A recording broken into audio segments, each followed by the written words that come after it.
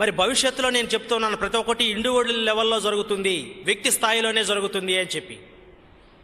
ఓ పెద్ద పెద్ద సమూహాలో, పెద్ద పెద్ద వేదికలో ఇవన్నీ కూడా అవసరం లేదు. మనస్సు పెట్టి పిలవండి, పిలుపు విన్న వెంటనే పలుకుతానని చెప్పి కూడా ఈరోజు మీ అందరికీ మాటిస్తున్నాను.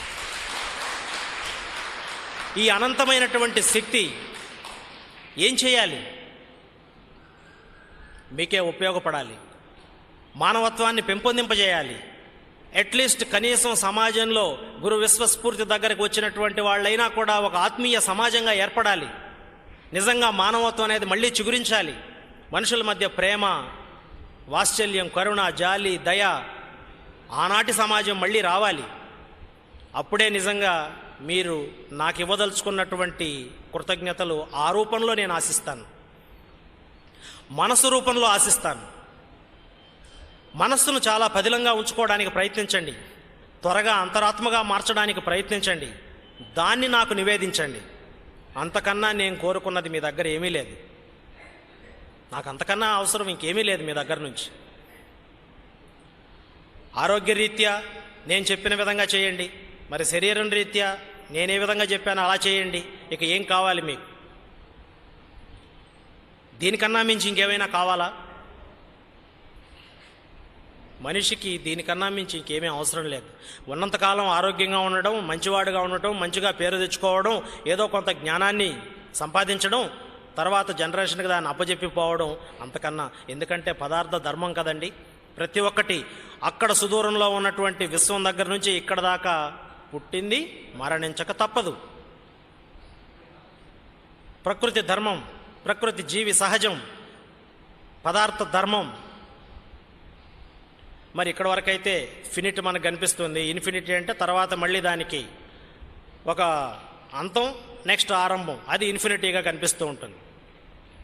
ఆ స్థాయికి వెళితే గతంలో అందరినీ చూడొచ్చు, ఇప్పుడు చూస్తూ ఉన్నాను, భవిష్యత్తులో కూడా అందరినీ చూడడం జరుగుతుంది. దాదాపు కొన్ని కోట్ల సంవత్సరాల నుంచి ఉన్నాను, చాలామందికి తెలుసు. ఇది ఎలా సాధ్యం? ప్రశ్నించుకోండి. ఈవేళైనా కూడా ప్రశ్న మనసులో ప్రింట్ చేయండి. ఇది ఎలా సాధ్యమైంది? అట్లీస్ట్ మిమ్మల్ని మీరు అంతరాత్మ స్థాయి వరకు తీసుకెళితే అది చాలు. తక్కినవన్నీ నేను చూసుకుంటానని చెప్పి మీకు చెప్తూ ఉన్నాను. మరి ఈవేళ ఏదో 4 మాటలు, ఎంతసేపు 4 గోడల మధ్యనే నా జీవితాన్ని మొత్తం గడుపుతూ ఉన్నాను. చాలామందికి మీకు తెలుసు, ప్రకృతిలోకి వస్తే సహకరించదు శరీరం. మరి ఏదైనా చెప్పాలనుకుంటే ఇలా చెప్పాలి, లేదు ప్రచురణల ద్వారా చెప్పాలి. ఈ పుస్తకాలు రాస్తూ 4 గోడల మధ్య జీవితాన్ని గడిపేస్తూ ఉన్నాను. మరి రాసినటువంటి, ఇంత రాసి కష్టపడినటువంటి ఈ పుస్తకాన్ని మీకు అందజేస్తే దాన్ని చదవడం కూడా కష్టమని మీరు అనుకుంటుంటే ఏం చేయాలో ఒకసారి ఆలోచించండి. మనకు ముందు ఏదైనా చదివితే కదా. మరి అలాగా వృధాగా వెళ్ళిపోతే మీకు జ్ఞానం ఎలా వస్తుంది? మరి సాధారణమైనటువంటి భాషలోనే నేను రాశాను కదండి, తెలుగులోనే రాశాను కదా, అది మళ్ళీ ఇంగ్లీష్లో కూడా తర్జుమా చేసాం, అలాగే హిందీలో కూడా వస్తుంది. మరి అయితే సర్వసాధారణంగా ఒకసారి చదివితే మీకు అర్థం కానప్పుడు రెండవసారి చదవచ్చు. మీకు అంతగా అర్థం కాలేదంటే మన సహా స్ఫూర్తి కుటుంబంలో వ్యక్తిని అడగండి, చెప్తారు. వారి మీద మీకు నమ్మకం లేదా? నేరుగా నా ఫోటో ముందు కూర్చోండి, గురువుగారు ఇది డౌట్ ఉంది నాకు, దీని ఏంటి ఆన్సర్ నేను ఇస్తాను. మీకు ఆన్సర్ బోధపడేలా నేను చేస్తాను.